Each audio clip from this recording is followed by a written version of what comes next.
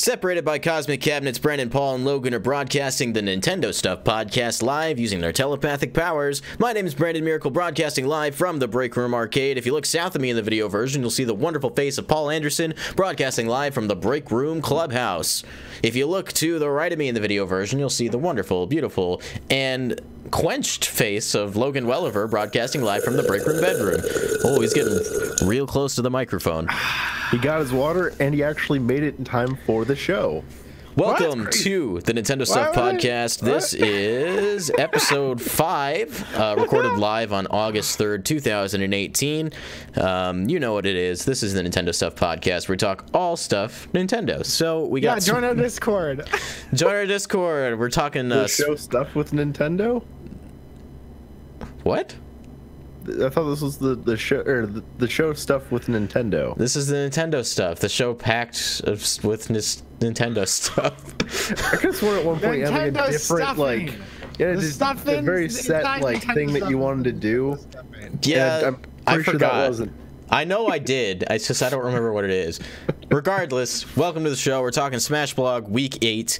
And the interesting news that Splatoon 2 has its own official eSports league in Japan now. Pretty cool stuff. Well, that was a recent thing. We'll talk about that a little bit later. But starting out, we'll get into the Smash Blog. First item from last week is Jigglypuff. Jigglypuff can jump 5 times in the air and can move faster in the air than on the ground. Use Jigglypuff's great aerial ability to overwhelm your opponent. If you manage to land the down special rest, you can powerfully launch your opponent. So, as far as Jigglypuff is concerned, doesn't look like she's really been changed at all. From a basic standpoint, we don't know quite yet how the new mechanics of the game are going to affect her particular meta, but I'm interested in this because Hungrybox was considering picking up Smash Ultimate and trying to play it simultaneously alongside Melee, so I just kind of want to see if this would be a viable option for him.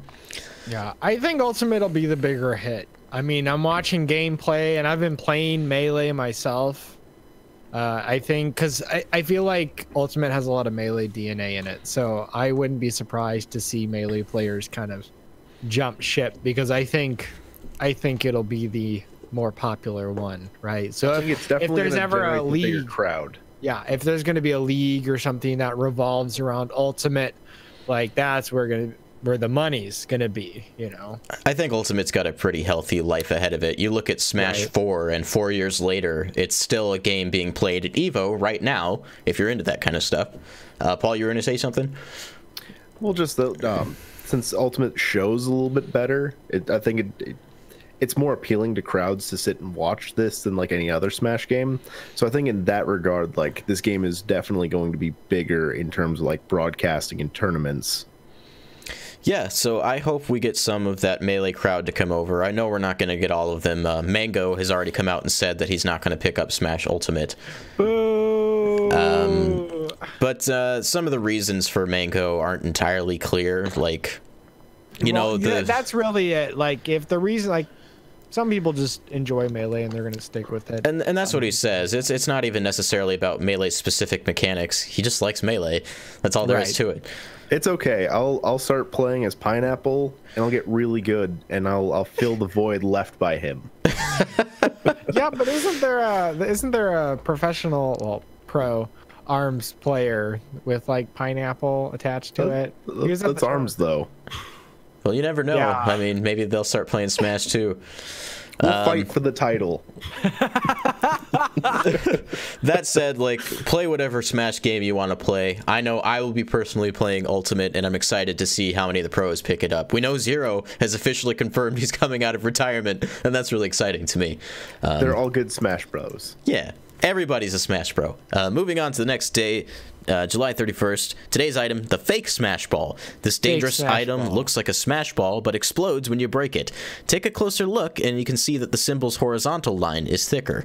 Yeah, that's wrong. So here's what happens. The horizontal line is supposed to be thin, and the vertical line is supposed to be really thick. And so that's the tell here, is this one's fake, because the horizontal line is thick, and the vertical line is very thin. So I think if I remember correctly, watching some of the E3 footage of this, the interesting thing about this item and the thing that I believe will make it work is that it also sometimes appears with an actual Smash Ball. Yeah, very frequently they'll appear at the same time.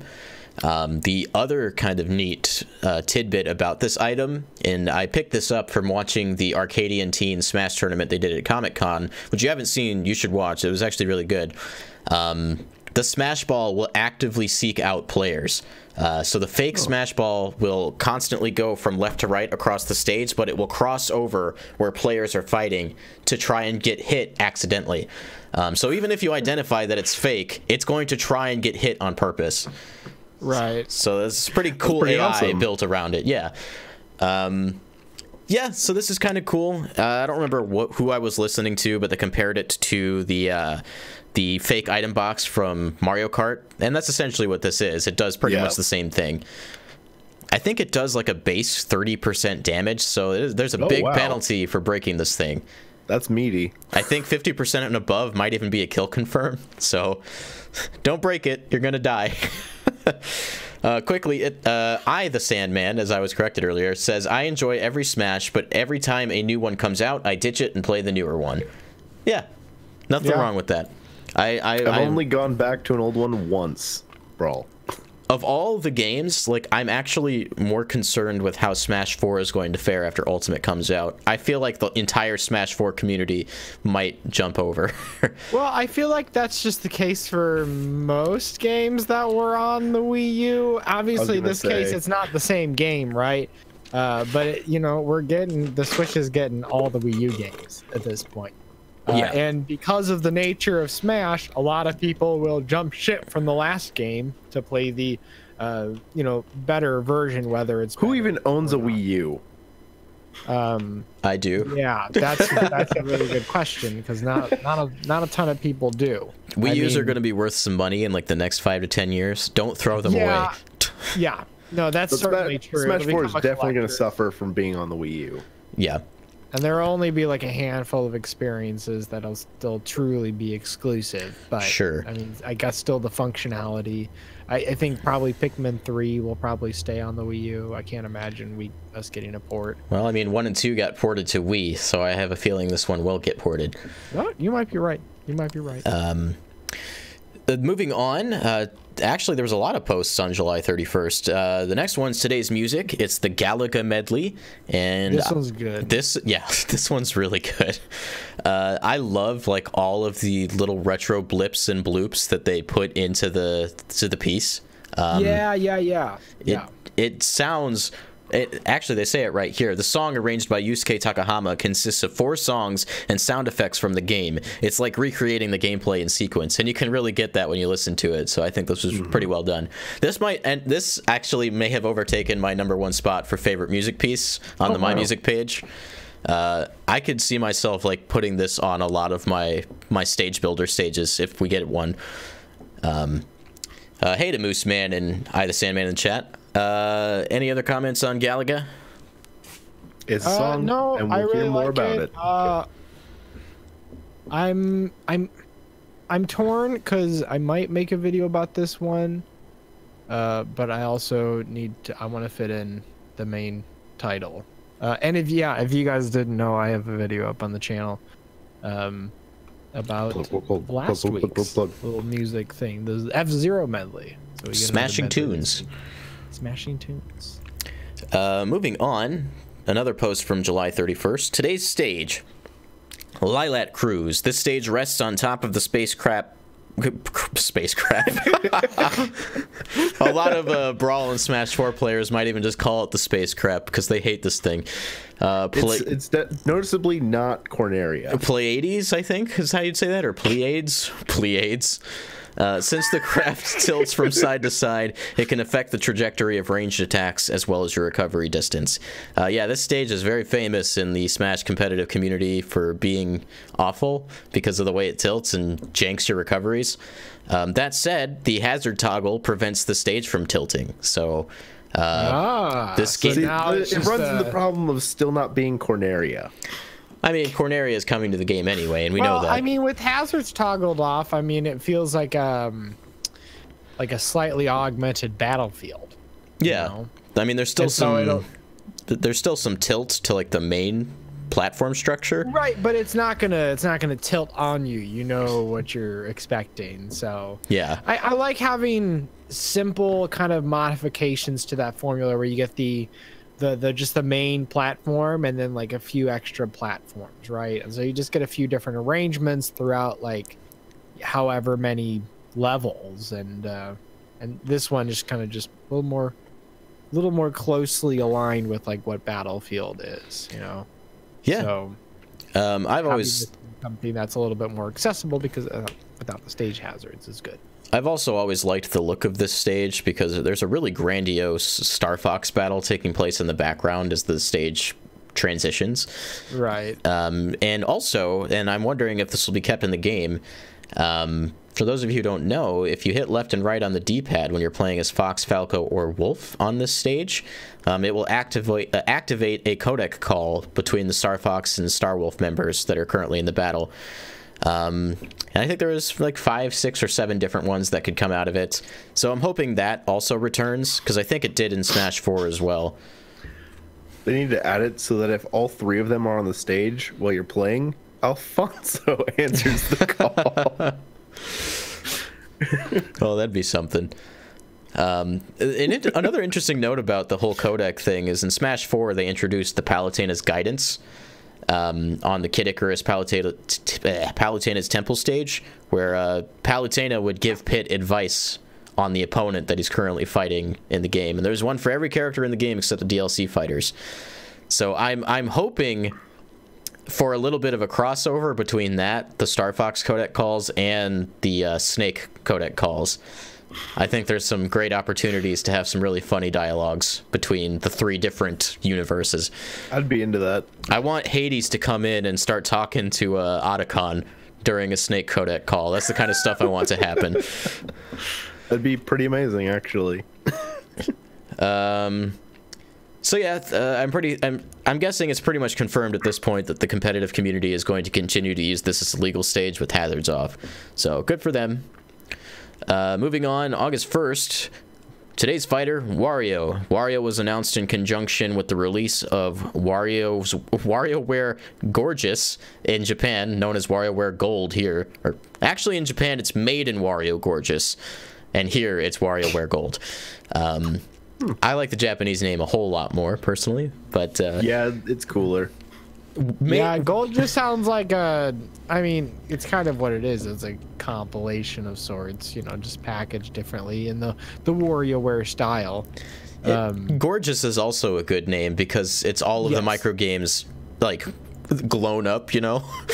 Right. So now they're all gorgeous. I love it. That said, today's fighter, Wario. Wario has unique attacks, like using his Wario bike and releasing noxious gas.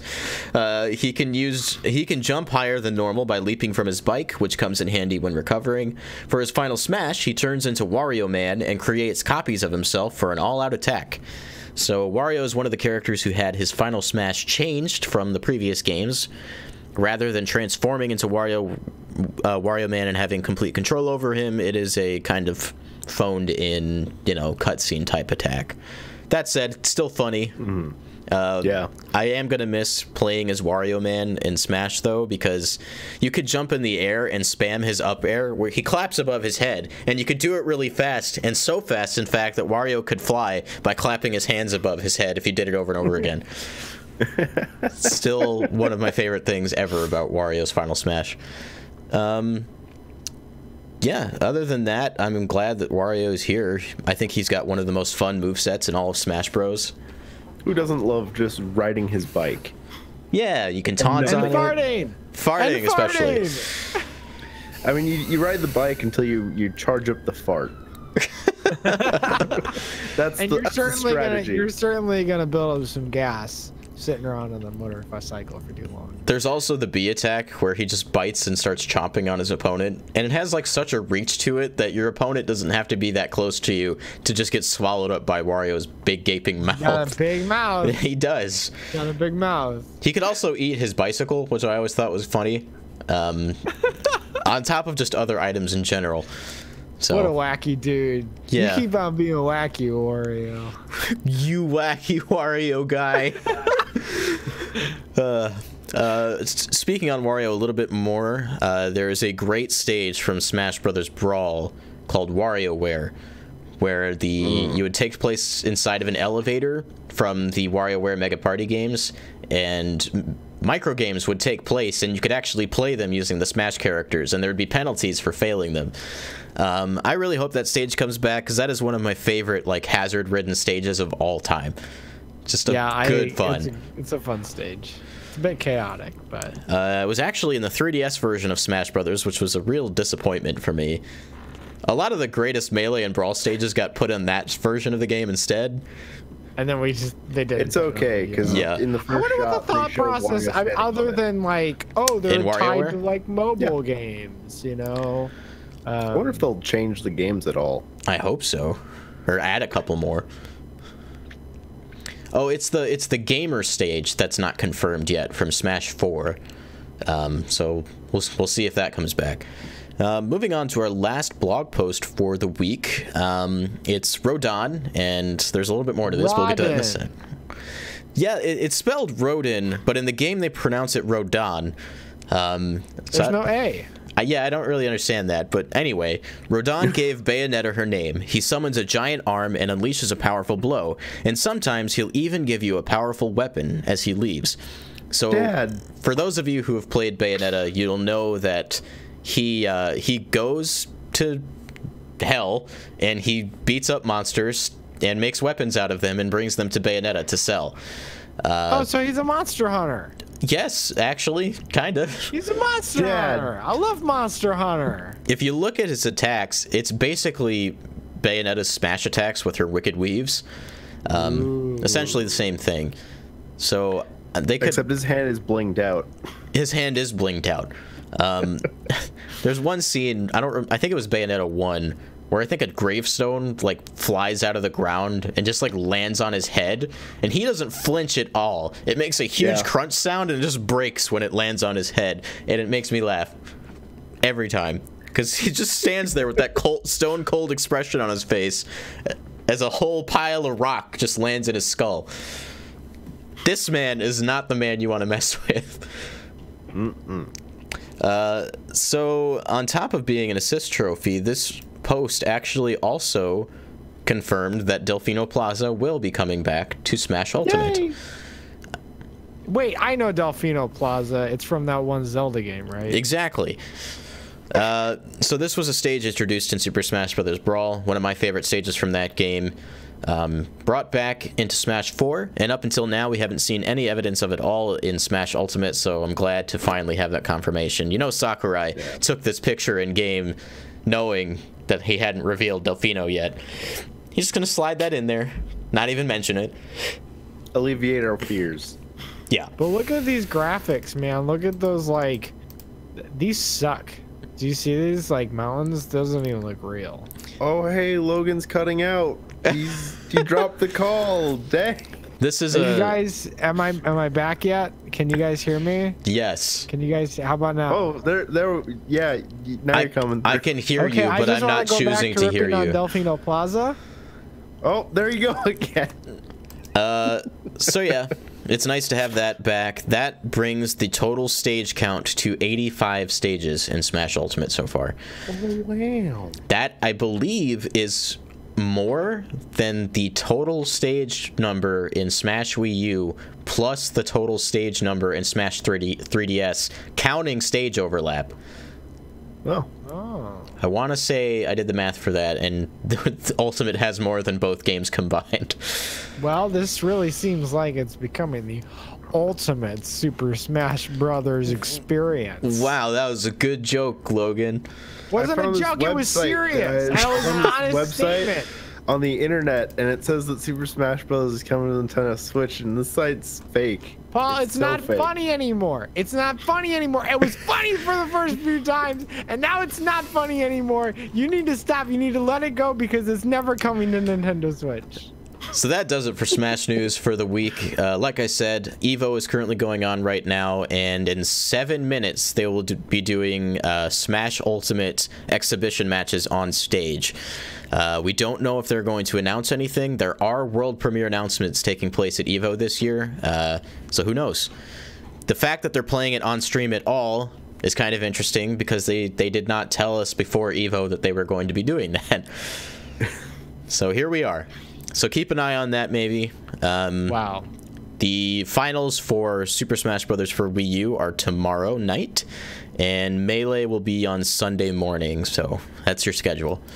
So moving on to the regular Nintendo news, I guess. The other news. The other news, Nippon Professional Baseball is launching the Splatoon 2 eSports League in Japan. And this is pretty interesting because I don't think Nintendo's ever had an official esports league for anything. Yeah, also, Splatoon 2 is not baseball. What the heck?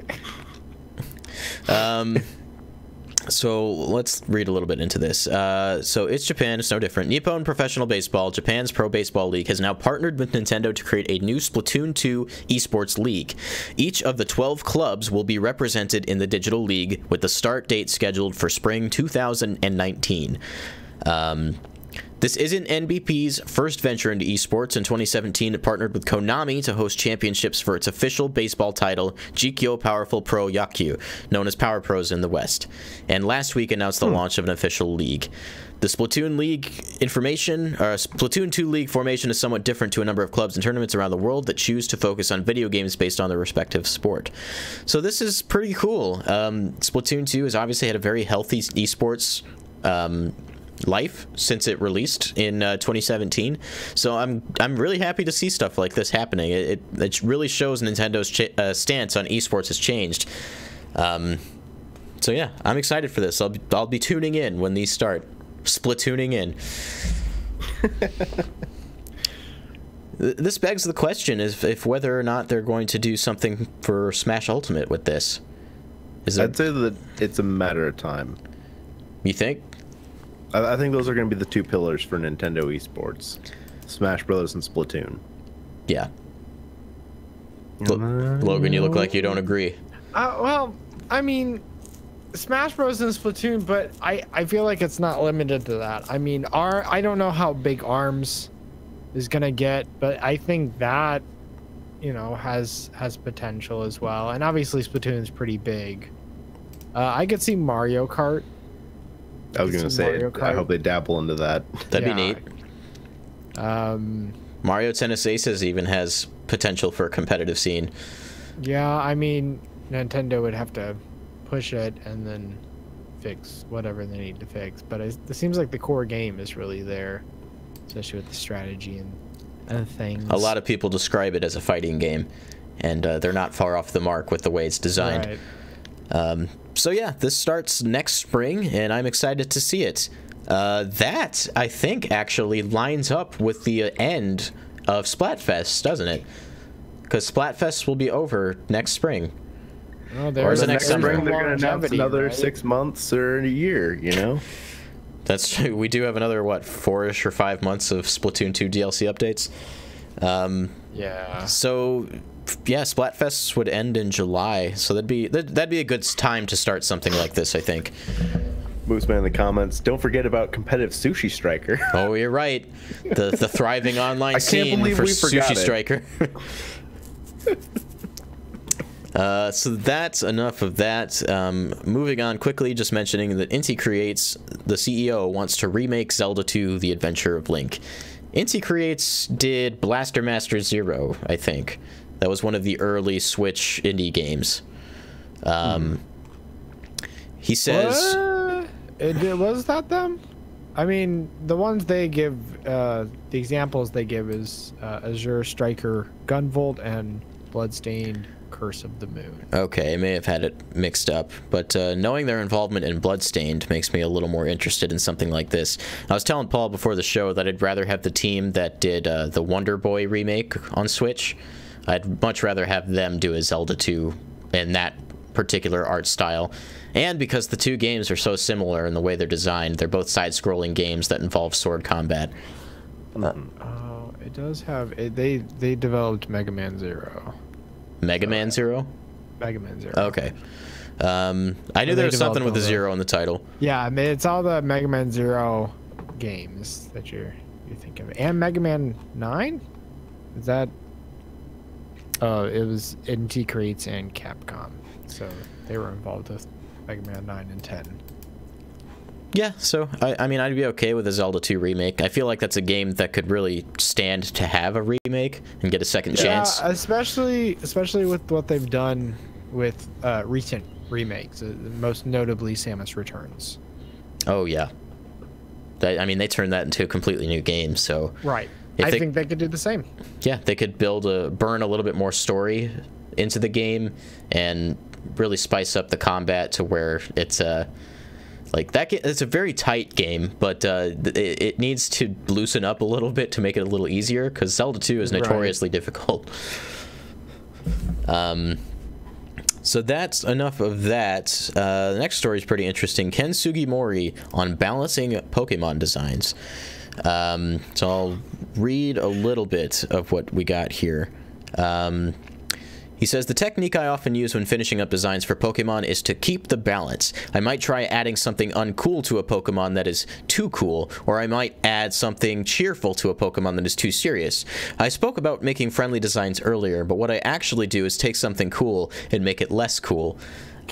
I loved reading like this whole section just because, like, on the surface of it, it's very ridiculous. Because he goes on and on about how he makes cool things uncool. But, like, when you take a step back, it makes sense to some degree. Like, you want to kind of keep certain Pokemon from being, you know, too cool. And, you know, just completely overshadowing all the regular trash Pokemon. They're just trash. And then also you're building a world, trash, right? So you're not just making a design. You're thinking about, okay, what's the functionality? What does this Pokemon do? What type of Pokemon is this going to be? Right, and so based on that, you either have to cut features or add more bland features, I guess. You know, I mean, you have to be able to sell like 700 plushies. Yeah, and they all have to stand together and feel like they belong together too. Right, and so not everyone can really stick out, and you expect it to actually work, you know, visually. Yeah, so I thought that was a pretty interesting point too. You don't think about like making a design look too cool, because usually that's your goal, is to make a design cool. But then to kind of take a step back and pull some of those details away, or maybe add a detail that makes a Pokemon not as neat as it was before. So it's very interesting the way they approach this. I really want to know, when making the Pokemon that's an actual trash bag, what he added to make it less uncool. I really want to know. Moose Man says, whoa, no Pokemon are trash. Well, except Trubbish. So, there you go. Moving on, this is a pretty neat story. Switch reignites the video game console market in Japan after a 10-year slump. Because it's half mobile device. It's because Nintendo is the drill that will pierce through the heavens. In 2017, when the Nintendo Switch was originally released, the console market included software, digital software, and hardware reaching, what is that, 386 billion yen, or 3.5 billion in sales, a 22% increase from the previous year. Since 2007, this market has been on the decline in Japan. The previous success was the Nintendo DS Lite in the same year, with sales peaking at $6.4 billion. CISA credited the recent turnaround to the Nintendo Switch. So, there you have it. So it wasn't even that it was a mobile device, because, I mean, everything they talked about here were mobile devices. So that's pretty interesting. I wonder how much that's going to grow, because, you know, I guess I should mention this. I've had people come to me in the last week asking me if they should get a Switch. The fact that that's still happening in the latter half of 2018 is a very impressive thing to me. I just had a friend text me the picture today of his brand new Nintendo Switch and copy of Breath of the Wild. Yeah, people are still picking up those games. I mean, it's only going to be a matter of time until, you know, Breath of the Wild passes 10 million on the Switch alone, right? Because it's coming pretty rapidly. And Super Mario Odyssey is well over 10 million. I think we got the official numbers a little later on. Yeah. Something crazy like that. A quick shout out. I do want to mention some of the websites we've been crediting. Nintendo Enthusiast, Nintendo Everything, and a lot of our stories come from Nintendo News, My Nintendo News, and Nintendo Life magazine, or Nintendo Life website, not magazine, excuse me. So thanks to you guys for all the hard work you do. You make our jobs easier. So moving on, a lot of like interesting stories this week. Wall Street analyst warns of slowing Nintendo Switch sales. He says, given the sustained selling pressure, perhaps the short-term market is right about Nintendo for a change, and perhaps it doesn't grow in hardware sales. Nintendo Switch has only 1 year in the bag and 4 or 5 more years to go, with benefits from cycle and structural digital upside. Mobile, China, online are some other potentially large drivers. So his name is Atul Goyal, probably, has cut his forecast for Nintendo's stock price by more than 10%. So I just want to say, like, this was also presented as him making a bet against Nintendo. He short sold stock. So what that means is he sold assuming that the price they was selling at was going to be high and the price was going to drop. He could rebuy all those stocks and make, I think it was 400 million. Yeah. And then there's the follow-up story that it explains what actually happened. I think this is like the next day after he makes this like really prominent bet against Nintendo. This 400 million bet against Nintendo. Nintendo stock prices went up, and I think he lost like $27 million. Yeah. The stock went up by 7%. That was I wish I had instant 27 karma million to lose. Yeah, so I mean, this is like probably one of the more embarrassing things that a market analyst could do, because he lost the game. He tried to play it. There's nothing more sweet than somebody talking big and then bombing the next second. The shutdown was so fast. As soon as I heard the first story, I'm like, this guy doesn't even know about Pokemon and Smash Brothers. Like, obviously he's going to be wrong in the not so long term. Yeah, so rip that guy. Quickly, Mooseman says, my friend is waiting for Metroid Prime to pick up a Switch, and his last Nintendo console was Nintendo Wii. His name is a little girl. Interesting follow-up to that.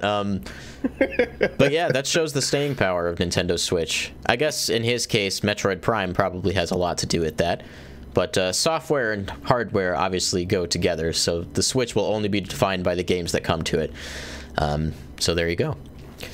On top of that, here we go, another more interesting story, probably not as exciting for a lot of people. The Animal Crossing New Leaf co-director has departed from Nintendo. Isao Moro...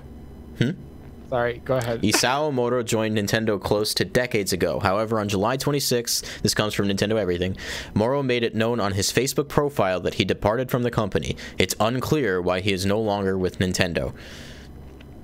Because they killed Animal Crossing. I was about to say, they saw the sales. Make another Animal Crossing. They saw the sales of Amiibo Festival, and they were like, I guess nobody wants this. I guess we won't finish up on Animal Crossing Newer Leaf. Speaking of Animal Crossing... That's the code name. Go ahead, Paul. I was going to say, he didn't get the demo done in time for E3 to show off the Animal Crossing game, so he left in shame. Sadly, that is something that would happen. Animal Crossing New Leaf surpasses Wild World in sales to become the best-selling game in the franchise. This comes from Nintendo Life.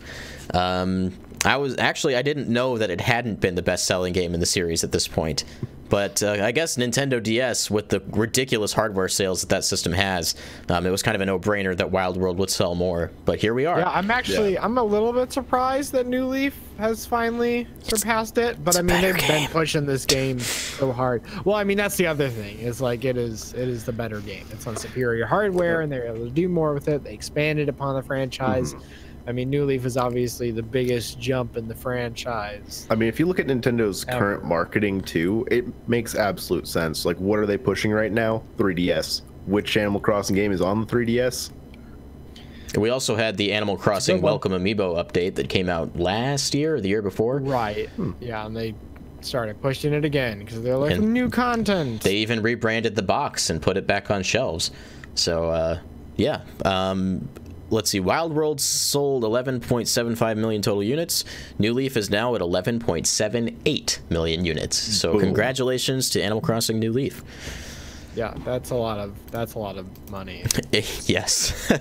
Where's our next Animal Crossing? It's free money. I guess they'll probably wait until a larger install base. So after, I don't think we'll get Animal Crossing next year, but I think we'll get it in 2020. How many years before we're talking about how Animal Crossing on Switch beat New Leaf?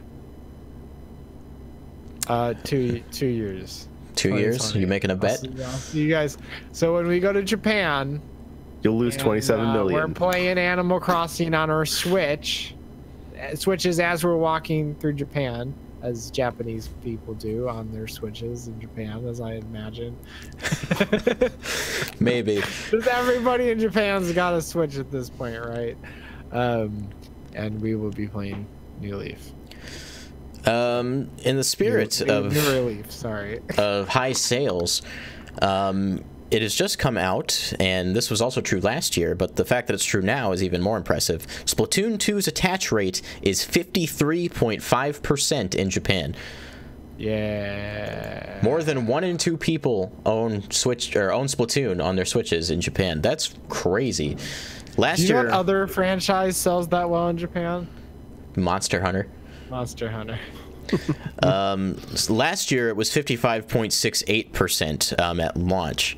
But the fact that it is still standing at over 50% is very, very impressive. That's really incredible. I mean, for any game. What? For 50% for literally any game in a given country. They love their Splatoon. What can we say? Yeah. Good taste. Good taste. I just wish it was as big here. Not to say that it isn't big, because a lot more people play Splatoon 2 than they ever played Splatoon 1. Right, right. Again, with more sales numbers coming from My Nintendo News, they said Nintendo reveals software sales for their biggest Nintendo Switch titles. We have Super Mario Odyssey sitting at 11.17 million, Mario Kart 8 sitting at 10.35 million, Breath of the Wild at 9.32 million, Splatoon 2 at 6.76 million, 1-2 Switch at 2.45 million, ARMS at 2.01 million, What? Kirby Star Allies at 1.89 million, Xenoblade Chronicles 2 at 1.42 million. That's really impressive for being a JRPG. Yeah. Nintendo Lambo at 1.39 million combined. That's Kit 1 and Kit 2 together, so not separate. And Donkey Kong Country Tropical Freeze, wow, at 1.4 million. Oh, you forgot the best one. Amiibo Festival 2 with 50 million units sold. Sure. Yeah. That's an official statistic. It says it right here on the computer. I think you're looking at projections there, Logan. It's not out yet. Do you guys know where I heard that run from? In Informant. I bet. And I wasn't even counting what I imagine is digital sales in these parentheses, but these are impressive numbers, and also, for these all to be, Nintendo properties. Of course, that's the sales numbers that Nintendo's going to release, but these are crazy good numbers. Over 11 million sales for Super Mario Odyssey is fantastic for 3D Mario. Yeah, Breath of the Wild is still going strong. I mean, this is obviously it's already outsold every other Zelda game that there is. Yeah. But it's finally gonna pass that 10 million mark, which I think technically has been done by Ocarina of Time if you include the remake.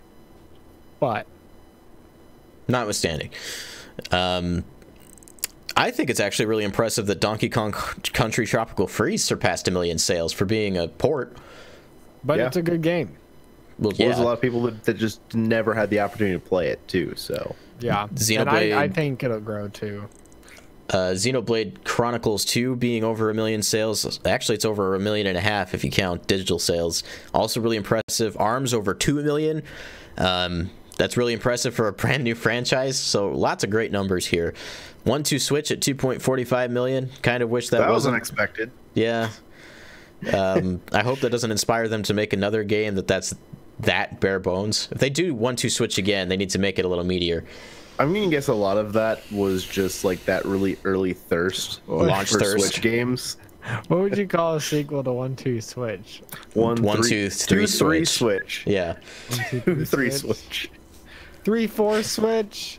5-6 Switch. Too many Redfish, Switch. Bluefish Switch. Too many Switch.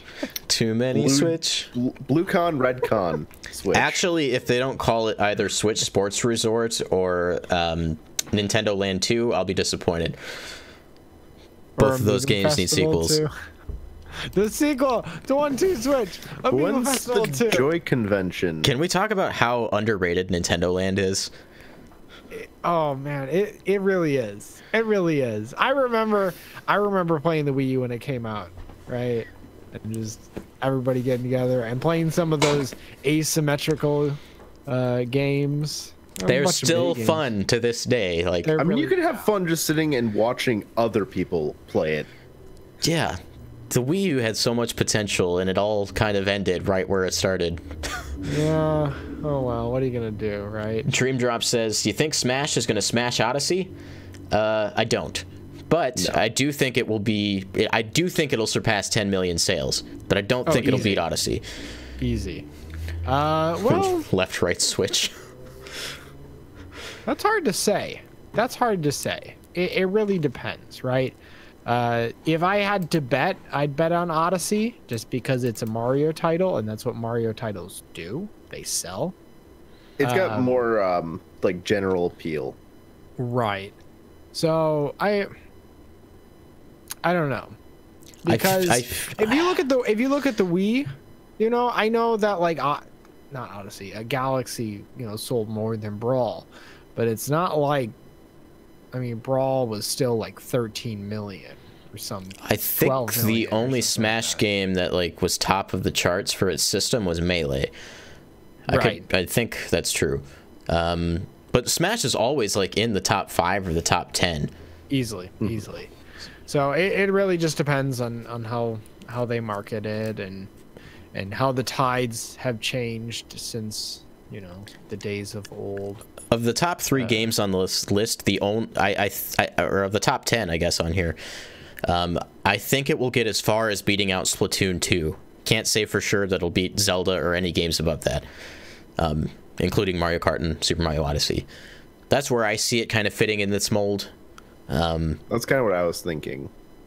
I think at the very best, it could beat out Breath of the Wild, but I don't see that happening yet. Well, I mean, look, if you look at the Wii U, obviously 3D World still sold more than Smash Bros, but it looks like they're around, like they're really close, like uber close. I mean, Mario 3D World isn't the same thing as Odyssey, though. Right. They're very different, yeah. Still Mario. Dream Drop says, friends and I grew up at each other's houses playing the Animal Crossing in Nintendo Land. Somehow it got the name Blood U Crips? What? V Crips. That's a V, okay. Blood V Crips. Don't know why, but man, 7th grade was a blast. But yeah, that game's great. I'd take a Switch port.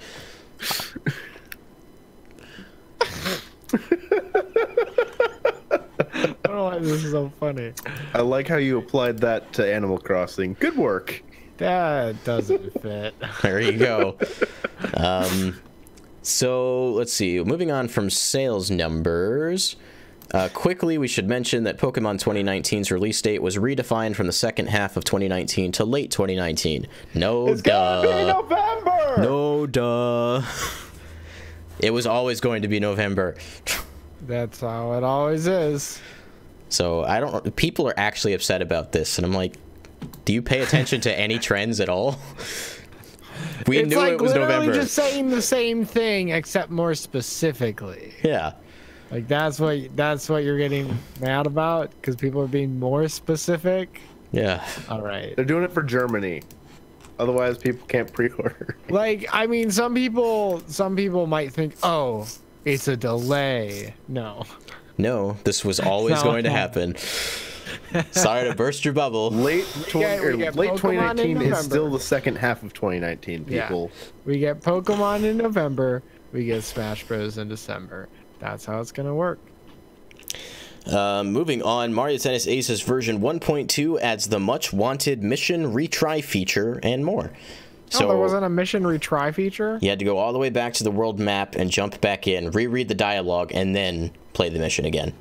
Wow. Sounds like I Baby might actually steps. play this game. That sounds like a good feature. It's almost like it's in every other game like ever with missions. On top of this comes from Nintendo Life. They say several characters have seen changes and balancing improvements, including the likes of Waluigi, Bowser, Wario, and Toad.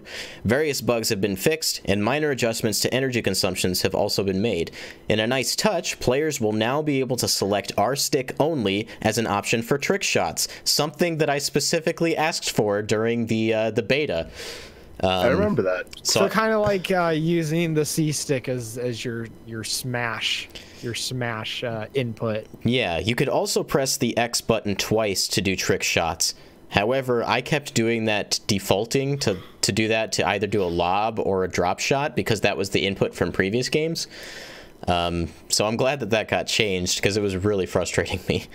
I don't think there was another article. Didn't they nerf Bowser Jr. a second time? They don't mention Bowser Jr. in here, but I think he was also nerfed in this patch. He was also nerfed in the previous patch, so they're paying He must attention. have really needed it. He was like dominating online. I didn't play online at all last month because of that. I'm waiting for things to get ironed out before I jump back in. That said, this current month's tournament gives you Blooper as a playable character, so definitely check that out. So great. What happens if you miss that? You just don't get the character for a while. There's another opportunity coming. Like, I didn't get Koopa Troopa, so I don't know when that's ever going to happen. In the Summer Festival. This is Monster Hunter Twilight Summer Festival. When they bring back all the event quests. The highest selling current gen hardware of June 2018 was the NES Classic. So, one of the oldest consoles is the best-selling console of last month. June. Yep. Sorry, 2 months ago. I got one, guys. I didn't mean to do that. I'm so sorry for those listening at home. You like Falcon punched your microphone. I was really into it. I'm Well, so bam. excited that I got one, guys. I got it. I feel like this is just like Nintendo mocking everybody. It's kind of hysterical, though. It's so funny. That said, I think the second was PlayStation 4, so Switch is behind. Right. Well, I mean, we haven't had a lot of big hitters in the last few months, right? But then, like, They're PS4, on the way, though. Spider-Man next month. PS4, we got Spider-Man next month. And so, They'll I help mean, if the I Switch didn't sell. have a PS4 already, I would go out and buy a PS4, for Spider-Man. Right. Speaking of NES, the confirmed way, as confirmed by WarioWare Gold and Nintendo, the confirmed way to pronounce Nintendo Entertainment System is NES. Not NES, it's NES. Whatever, who You cares? take the SNES, you cut the S, and it's NES. The thing is I like... say it both ways. So do I. I mean, I defaulted to NES when I was a kid. NES is also, NES from Earthbound is named after the system. And Right. the character from the original Mother 1, or Earthbound Beginnings here in America, his character's name is Ninten. So it was obvious that NES was a play on words with the sequel. So I don't know why this was ever an argument. No, and like, but that's It's the okay, thing, like, guys. The important sometimes- thing is that all the fights that school children have are not going to happen now because Nintendo settled it. All those kindergartners can stop beating up each other. This is like it absolutely does. There are definitely kindergartners out there still fighting about this. This will change. There's nothing more important to kindergartners and first graders than how to pronounce. Whoa! Settle it in Smash, boys. Okay, if I put the word in front of you that said GIF, what would you say it said? Biff. I would say GIF. It's a GIF, right? It's a GIF. GIF. It's GIF. It's not GIF. It's GIF. It's GIF, right? GIF. But the creator of the GIF insists that it's called a GIF. Okay? Does that make him right? No. It does not make him right. Especially for the G in GIF stands for graphics. That being said, NES makes sense, okay? But I call the NES the NES, okay? I'm just sounding out. But I call the Super Nintendo the SNES. I'm the same way. So I say both. I don't know why this clarification was needed. I was like that time that Nintendo came out and Miyamoto was like, the last name of Mario is Mario. Let's get this straight. What am I supposed to do with this song? If you call it the NES, get out of the fandom. I don't want you. There's the NES, there's the NES. The Nintendo Entertainment System. Throwback to Nintendo's tone policing, saying there's no such thing as Nintendo. It's a Nintendo Entertainment System. That's where we're at again, says Dream Drop. You're not too far off the mark there, bud. I pronounce NES. Niece. Niece. Get off my show. the NES. Oh my goodness. All right. Oh man, that went places I never thought it would. That's story of the month, but story of the year, by the way. Yep. Let's see. Nintendo. Coming from Nintendo Life. Nintendo under fire for not improving supply lines and sourcing minerals from conflict zones. Minerals sourced by Nintendo allegedly come from conflict regions within Africa. The groups behind the operations purportedly resort to slave labor to mine the minerals and then sell them to fund armed conflict and continue the cycle of human rights abuse. Specific minerals mined in these regions supposedly include gold, tin, tungsten, and tantalum, and are necessary in order to produce various technologies, including video game hardware. I remember this being an issue like several years ago that they came under fire for this exact reason. I thought they were making like major changes and fix. It sounded like, to be fair, that they did make some changes, but it still like shocked me to find out they're still kind of doing it. In 2014, Nintendo was only able to certify 47% of its suppliers weren't committing human rights violations. This number was improved in 2016 to 72%, and again to 76% in 2017, with a 100% survey return rate. Of 339 smelters and refiners supplying Nintendo, 320 met standards, and 256 of those were certified or currently in the process of being certified. So they've been on the up and up, but the fact that there's still a problem is just a problem in itself. Yeah. Yeah, well, I think it's important to know that they're kind of in a bind, right? Because, one, Nintendo is far from the only company to kind of tangentially encourage unethical behavior in that way. Yeah, they're definitely not alone here. It's not a perfect situation. It never is. I'd be hard pressed to think that they weren't taking some steps forward to ensuring that, going forward, that, they're checking things out. But, they got to get a product made and they got to run a company. And that's no excuse. Not at the expense of people's lives, for sure. Right. To a degree, it is difficult when you have anyway. set suppliers to find new suppliers. Also, if it wasn't Nintendo, it'd be another company, and so... Actually, there is some details on some other companies here. It says, in contrast to the competition, Microsoft maintains a better certification percentage, and Sony's survey return is behind every other company. Apple is at the top for having the best record for ethical sourcing. That doesn't seem right to me. Can't I mean, beat the ethical facts. sourcing, maybe the unethical stuff that they do just isn't in that department. Dreamdrop says it's really dark. Actually, is there any news on legal repercussions aside from just verbal backlash? I don't think so, and that's the problem. That is actually might be the worst thing about all of this, is that they just get a slap on the hand and nothing happens. Well, I mean, there's not a lot you can do. I mean, because especially if you do, like, you know, you're outsourcing supplies and stuff like that. So it really comes down to the countries that these are based in. You know, that these countries allow these sort of working conditions and financial payments. You know, I have to cut them a little bit of slack. Things they do. Because when you're calling a salesperson for a supplier, I don't think they're going to advertise, oh, hey, yeah, this is smelted with slave labor. At least at this point, they're surveying their suppliers.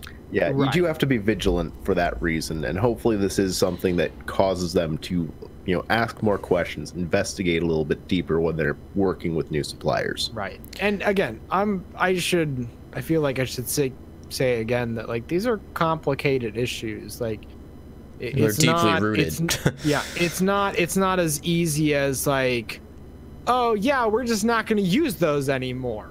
You know, that's not how things work. That's not how people work, you know. That said, they did improve quite substantially since 2014. I hope to see that number reach 100% soon. Yes. That's ideal.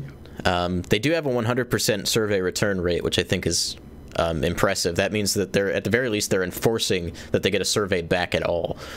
Right. So, yeah, a bit of a touchy subject. Hope to see that improve going forward. On top of that, another piece of interesting news, and something that we kind of expected, is that Nintendo Switch Online subscriptions may not be needed to play free-to-play titles online, such as Fortnite and Paladins. I pretty much expected this to be the case, because they already came out and said that Nintendo Switch Online will not be required for all games anyway. These games make sense to me for being the ones that would not be affected.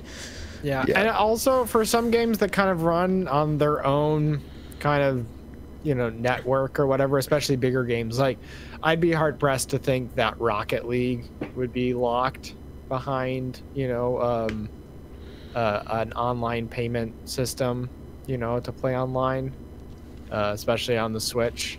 So... Is it locked? I feel like, is it locked behind Xbox Live and PlayStation Plus? I'm not sure. I think it might be on, but maybe not. I know they're like free to play games. You still need online to actually play them. That's why I think this is a smart move on their part. If you're trying to figure out, and like the majority of things that you play are free to play titles, yeah. If you're trying to figure out what console should I get. Right. This makes the Switch kind of an obvious choice, because, oh, hey, I don't need the online for this. I can still play this. Fortnite getting the bypass here specifically is really huge for the company, I think. Right. Well, if you think of, like, I'm going to skip down to our last story, which is that Nintendo Switch boxes will come with a small Fortnite branding on it. So I think it's something that they're really trying to push. Yeah.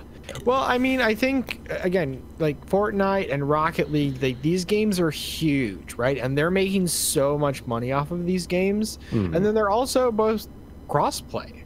So I would imagine that they'd have to be kind of running their own thing, right? So Nintendo probably isn't footing much of a bill for these games being operated. So they don't have to justify, like, okay, no, we can. In the end, I think Nintendo online ultimately gets the bigger return for having these games on their system in the end. Oh, absolutely, too. Yeah, that's another good. It's like, just encourage people, anybody, to be able to play, and especially if that means, like, you have to have online for Fortnite on PS4, and you don't have to have online for Fortnite on Switch. Like, that's huge, right? I don't have to have online to play Fortnite on my PC. Right. So, this is good. Yeah, great move. Last piece of Nintendo news. Nintendo has applied for a new trademark for Endless Ocean. Every time we cover a trademark story, I need to get it out there that this does not mean that there's a new game coming. The trademark could just be there for some kind of trophy in Smash Brothers or some very small inclusion in another game or another property. Or it could be as small as upkeep. Yeah, that because as well. literally just we want to maintain this trademark, and so we're gonna throw it in. It was this. Usually they come along with a couple other others. ones. Yeah. Yeah. Do we know any of the other ones, or if there was any other ones, or is this the I only? won't say there was another one, but I'll keep looking. It looks like it's Yeah, I mean, just the source Endless Ocean. only says Endless Ocean. Yeah. So. well, some of the other like people talking about this, I think there was something with it, but it wasn't clear what exactly it was.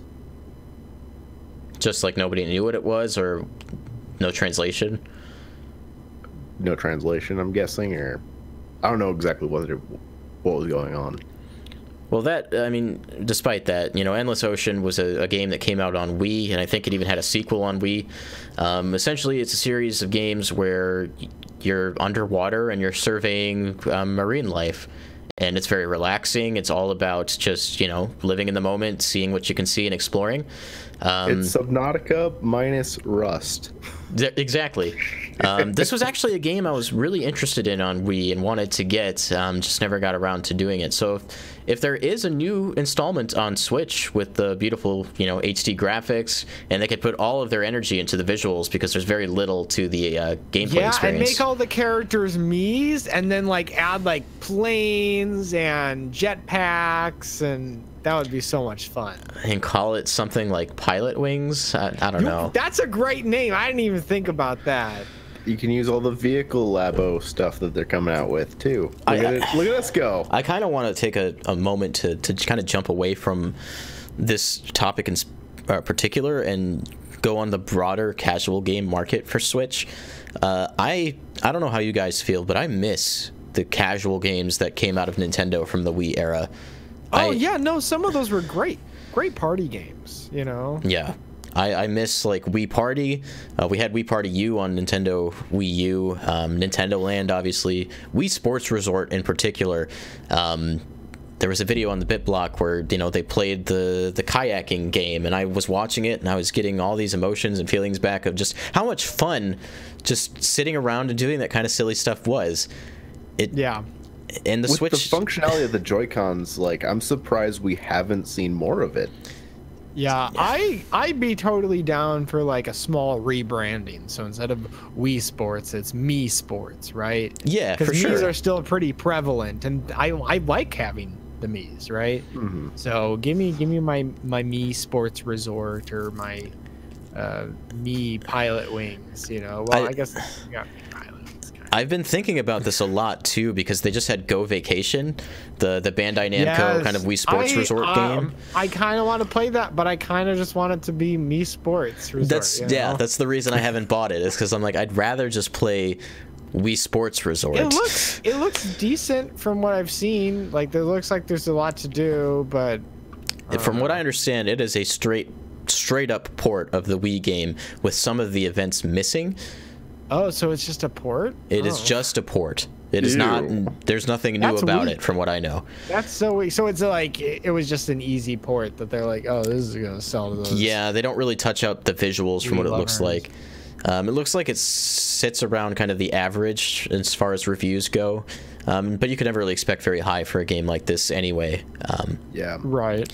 Well, I think just like with the Switch in general, with where they want to go with this machine, I think they need that like mass appeal that gets generated by some of these more casual titles.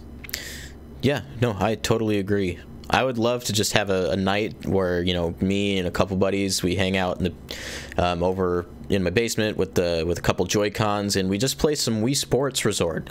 I love Wii Sports Resort, and I just need that kind of experience back in my gaming curriculum, and it's not there anymore. It's weird because back in that era, we had largely casual games with very little on the, you know, so-called hardcore side of the Nintendo scene. Yeah. But now we've kind of like fully reversed that, and I see myself missing some of that now. So Too far. Too Well, far. I think Nintendo was very concerned about, pleasing the, initial purchasers, right? So having those killer apps and having what people buy Nintendo consoles for, right? But now they've tapped into this blue ocean where adults and children alike are like, oh, where's my Nintendo Switch? Give me my Nintendo Switch, right? We want to play Mario, we want to play Zelda. But now there's so much space in there because a lot of the people who have bought, beaten Mario and beaten Zelda, and they've played Mario Kart, and so having a few more games that are a lot more casual, family oriented, it definitely feels like there is a gap to be filled. Dream Drop says, I miss the Wii era party games too. Those were genuinely fun in between Mario and JRPGs. Mooseman says, golly gosh, I just want Wii Sports Resort Basketball at night in HD. Golly gosh.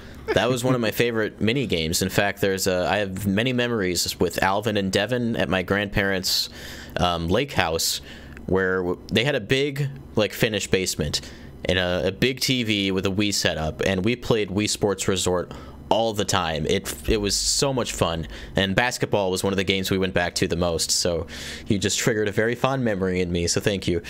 Dream Drop says, can't wait for the announcement of Switch Sports Hotel. I would be into that. So moving on, let's see. That's the end of the Nintendo news. So there's a little bit of third party. Bye, Nintendo. A couple Taiko no Tatsujin stories. Just want to mention these because we've talked about it a lot on the show, or I have talked about it a lot on the show. The Hori Taiko drum controller will not be released in the West. You have to import it from Japan, and if you do that, I would implore you to do it on Amazon Japan and not Play Asia, because over a month later, or no, it's been longer than that, like weeks after the game launched, my drum that I ordered from Play Asia still hasn't shipped.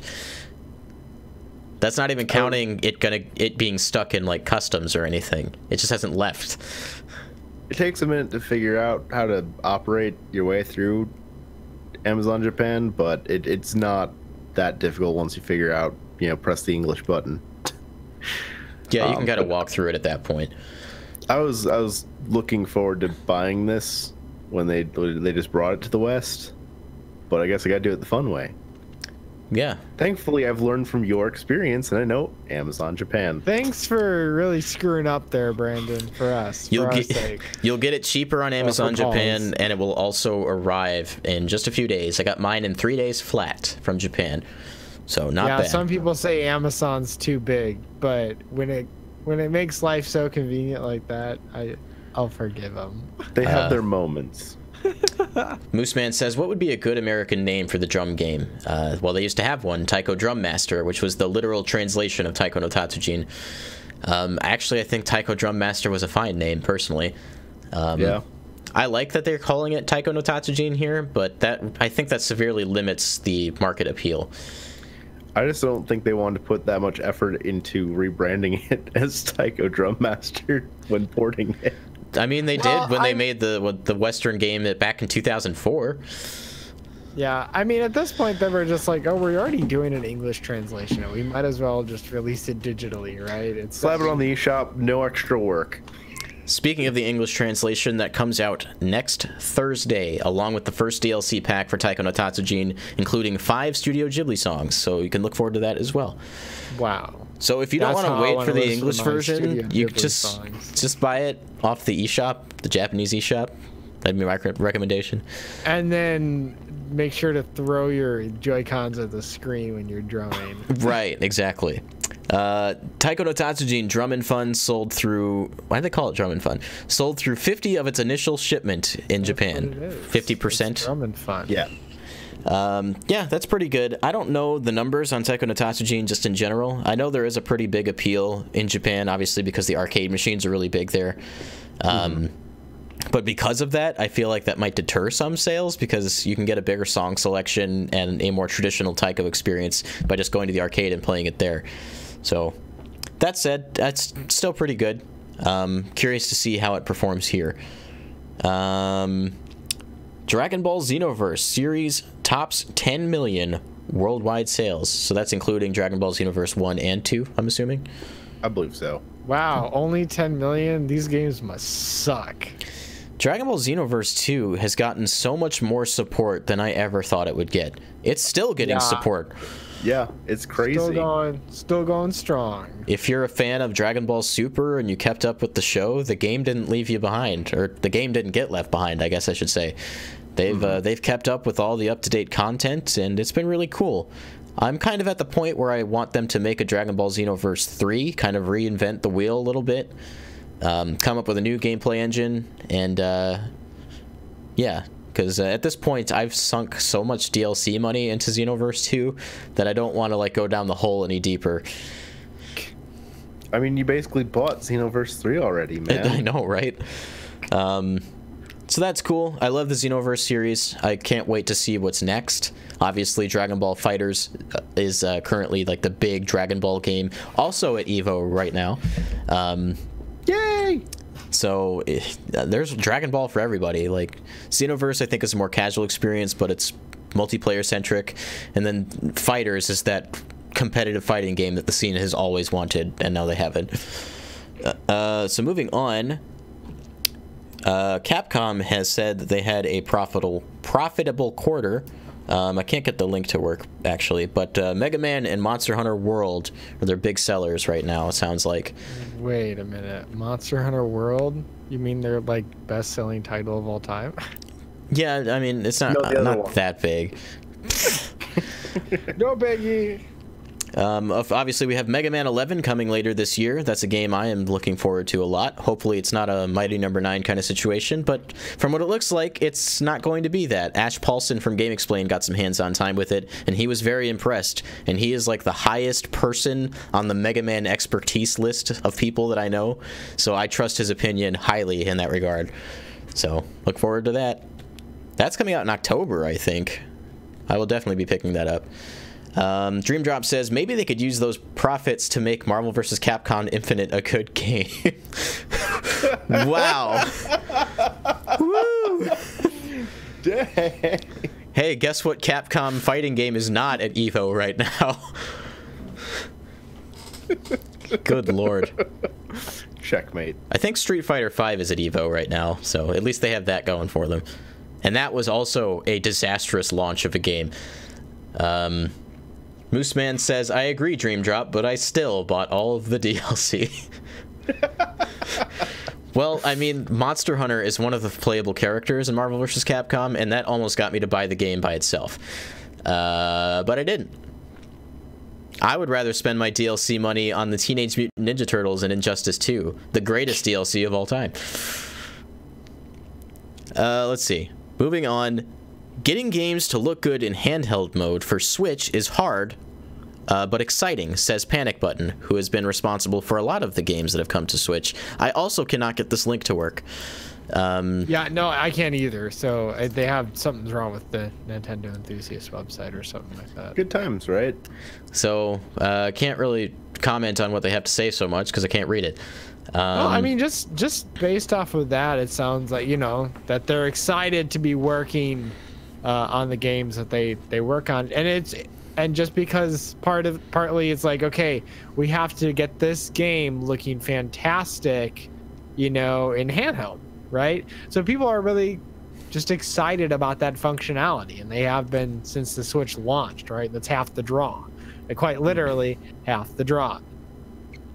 So it's I don't know, it's fun to hear people who are excited about what they do, right?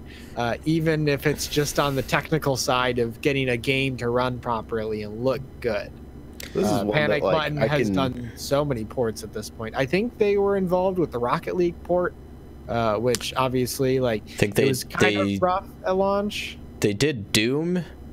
I want to say they did Skyrim too. Yeah. They've been very busy just porting games to the They Switch. have another one coming out, Warframe, another free-to-play game, much in the vein of Destiny, one I'm very excited about. Yeah. So they've been busy. This is just they're responsible for putting some very significant games on the Switch. Oh, Wolfenstein 2. Yeah, and so like even like now like the handheld version of Rocket League used to run at like something under like 500p or something like that. Yeah, it was under 720, and now it runs at a smooth 720. And I think if you do docked and you do performance, it does 1080p 30 fps, 720. I think maybe 720 or 900p 60 fps. I think it's 900p. Okay, but still, like, for that game to look as smooth and run as smooth as it does on the Switch, I play it in handheld mode and docked all the time on my Switch. It's one of my go-tos. It's like literally the only thing I've played on my Switch in weeks, but I keep playing it. So, I guess moving on, Sega says they are interested in continuing to look into investing in reviving old franchises. Skies of Arcadia! Skies of Arcadia! Give us Skies of Arcadia! I want Star Skies Online. of Arcadia! Give us Skies of Arcadia! I think they should revive Logan, Bayonetta. no. Phantasy Star Online. Okay, how about both? But I won't settle Priorities? for anything Okay. less than Skies of Arcadia. They don't technically have to revive Phantasy Star Online because it's still there. Yeah, they need a Talking the original PSO, man. Bring it back to me. Dream Drop says Jet Set Radio. I'd be into that. I love that game. Skies of Arcadia, though. If you guys never heard of Skies of Arcadia, please look up Skies of Arcadia. It's such it's so Bad good. game, yeah. You're We talking hear you. specifically the GameCube port, right? Specifically the GameCube port. Though there was things about the Dreamcast original, because it originally was exclusive for the Dreamcast, and then Dreamcast bombed, and then they were going to port it over to the GameCube and the PS2. PS2 port got canceled, so it made its way to the GameCube. The only thing that is inferior about the GameCube version is the audio, given the limited amount of space on the disc. Itty bitty discs. So that's the only thing that it's really worse about. Otherwise, the version on the GameCube is called Skies of Arcadia Legend, and it actually is the complete edition of the game because there was DLC on the Dreamcast for that game. And was it connecting to the internet, or did you do it through the little IMU? Because I know you could like plug that into like store kiosks. It had a modem, so I imagine to Okay. a certain degree there was internet connectivity. I mean, the Dreamcast was so ahead of its time. Yeah, So- that's It's the future. it's a real shame too that that's the console that Sega bombed out on. Yeah, when they were like, "Oh, we're gonna stop making peripherals and get serious again." And it was like If their they most had- forward-thinking yeah. system they ever released. Yeah. So and it had some of their best games. I mean, the Dreamcast was loaded with IPs that, still are well respected today. Soul Calibur started on the Dreamcast. Phantasy Star Obviously, we Online. got Sonic Adventure 2. Piracy everybody started on the Dreamcast. No, I'm kidding. Oh yeah, that one, that game you just said. Yeah, You could that just one. dump an ISO onto a CD-ROM and put it in your Dreamcast and play games. That was a problem. Yeah, that's an issue. Regardless, Sega, hi, my name is Logan Daniel. I'd like to formally address you. Hi, I'm part of the Break Room Arcade here, and you need to bring back Skies of Arcadia. Yeah, you need to bring Phantasy Star Online number 2 to the West. Quick little tidbit. My cousin was involved in a web series called The Jams, something Paul and I enjoy a whole lot, and it eventually won a film or TV film festival and got a grant to become a full show, which it eventually did on Netflix, called The Jams.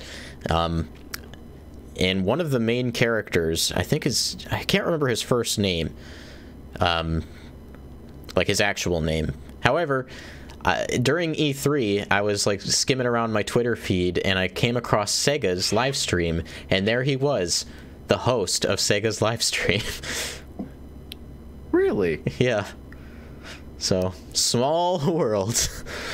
Yeah, it really is. It really is. I need to hit him up and be like, how you do that? So, that is pretty much our show, because Logan, you already talked about playing Rocket League, and Paul and I didn't play anything. Yeah, no, I've been working a lot this week and getting other things done, so... I made a lot of videos, so I didn't do anything. speaking So us having less content for this part of the show means you get more content elsewhere. So you're welcome. So, speaking of content, I have a brand new series coming to your faces next week that I'm very excited to share with you. I put a lot of work into this one, so I'm excited to see you guys check that out. Logan put out a video last week called Smashing Tunes, where he did a little bit of an analysis and review of F-Zero Medley, the newest, or the previous newest song on the Smash blog. You can also find Logan's other channel. Logan, if you want to plug that real quick. Yeah, so I have another channel that has a few videos on it currently, but it is getting more active. And essentially, I have 2 covers up, which I'm turning into just a live music series. I'm gonna get friends and other artists along the way and just get them to do live performances and upload those, including my own. And then the other segment I got going on is kind of a track review kind of deal, kind of the same format as the video on this channel. And that's just going to be a catch-all for any of my musical opinions as far as I'm concerned. But yeah, I do music as well. That's one of my favorite things ever. So one other thing I want to plug, I promised you guys I would tell you this. We have a guest coming to the Breakdown podcast on September 3rd that you guys might be excited about. His name is Sean Chiplock, and you might... Wait, the Sean Chiplock? The Sean Chiplock. Incredible. Who's Sean Chiplock? Well, he's the voice of Rivali from The Legend of Zelda, Breath of the Wild. Yeah. I feel like... What's Breath of the Wild? Who's Rivali? It's a game you might have heard of. He didn't only do Rivali, did he? He was also Tiba and the Great Deku Tree. And the Great Deku Tree! I feel like that's infinitely more important than Rivali. Even though I know he was so heavily featured because he was champion. But the Deku Tree was finally voiced.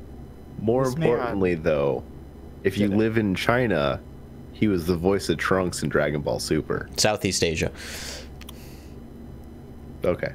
It's all the same, right? For the most part. But specifically the Southeast Asia market. Yeah, he's the voice of Future Trunks. Currently airing programs. He is the lead role, Subaru Natsuki, in ReZero, Life in Another World, which is an anime that is currently being dubbed by Funimation. It was a big show, I want to say last year or the year before. And I saw one of his performances on Funimation's channel. You can check it out. There's a clip from the series. You can hear him as Natsuki Subaru, and he's very good. Yeah, Moose Man, Falco is going to be on the stream. Hands off my bread. You look like you were going to say something, Logan. Oh, well, I kind of had a thought, right? But I think I'll save it for the discussion. I had a thought about like future dubs and who Sean should voice. Every character. To find out when we have that conversation what I was gonna say. So that will be September 3rd's Breakdown podcast, not the Nintendo Stuff podcast, because we will also be talking about his career as a voice actor in anime, and commercials, and movies, and video games, and crappy old machinima. Yes. I wonder if he even remembers doing that kind of stuff with us. We have a history with Sean, by the way. That's probably the only reason I got this to happen. So look forward to that. If you want to find out when that kind of stuff's going to happen, if you're not subscribed, go ahead and hit the subscribe button on YouTube. Like the video if you liked it. Share it with your friends. Review us on podcasting sources, specifically Apple Podcasts. You can follow me on Twitter at BabbiBabs, Logan at LoggyDubs, and Paul at Gunnysaurus. You can follow us as a collective at Breakroom Arcade.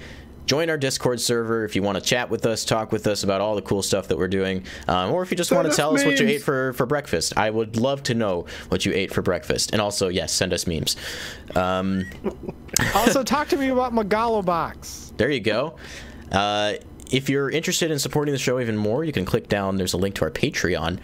I want to give a shout out to our lovely patrons, Santiago and Devin Granderson. They're helping making this show grow. Excuse me. So we have a couple goals we want to hit, and if we hit those goals, we're going to be able to completely revamp our audio setup and eventually The big boy goal is to buy a building or rent a building. Yeah, I don't say buy a building. The Break Room Arcade, and make that studio a real place. So if you want to help us meet that goal, go ahead and do that. All right, I'll finally subscribe. Thanks.